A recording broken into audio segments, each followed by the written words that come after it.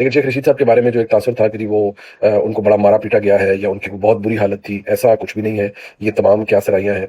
और मज़े की बात ये है कि मेरे साथ जो शेख रशीद साहब का रब्ता हुआ वो शेख रशीद साहब की अपनी तरफ से हुआ। मेरे पास इस बात का एविडेंस भी मौजूद है कि शेख रशीद साहब ने मुझे अपने नंबर से कॉल किया और शेख रशीद साहब ने कहा कि वो मुझे इंटरव्यू देना चाहते हैं। उन्होंने कहा, तो क्या हाल है, सब खैरियत है?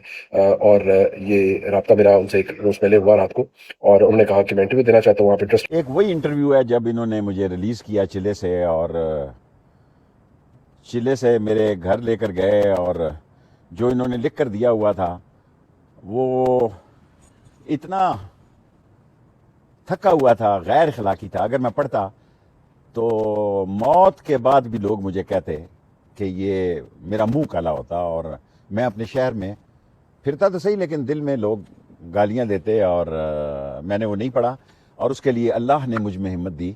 अल्लाह सुब्हान ताला ने मेरे अंदर वो ताकत पैदा की कि लोगों की मौजूदगी में, जब मैं लोग कहता हूँ तो लोगों का मतलब आपको समझ है, कि उनके बैठे हुए मैंने वो इंटरव्यू नहीं पढ़ा और अपनी बातें की।